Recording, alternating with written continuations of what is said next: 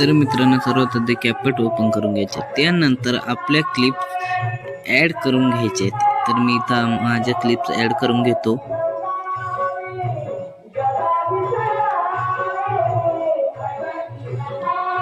अशा प्रकारे तुम्ही 2 क्लिप्स ॲड करून घ्यायच्या आहेत.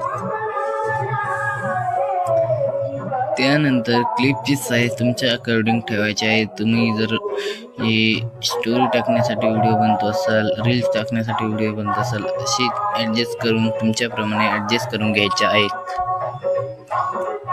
त्यानंतर आपल्या पुढच्या क्लिपला डुप्लिकेट करून ओव्हरले करून घ्यायचा आहे. ओव्हरले केलेल्या क्लिपला आपण बॅकग्राऊंड काढून टाकायचा आहे, रिमूव्ह बॅकग्राऊंड करून टाकायचा आहे. त्यानंतर क्लिपला आपण इथे असा कट देऊन पुढचा कट काढून टाकून 0.4 सेकंद ठेवायचा आहे. त्यानंतर पहिली क्लिप फ्रेम पहिल्यांदा एक क्लिप फ्रेम लावा आणि दुसऱ्यांदा एक क्लिप फ्रेम. त्यानंतर पहिले क्लिप फ्रेम टॅप करून गाडीचा साईज छोटा करून घेऊ.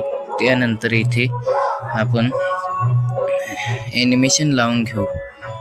तुम्हाला पटेल तसं ॲनिमेशन तुम्ही लावून घेऊ शकता. याला क्लिप फ्रेम एडिटिंग म्हणतात.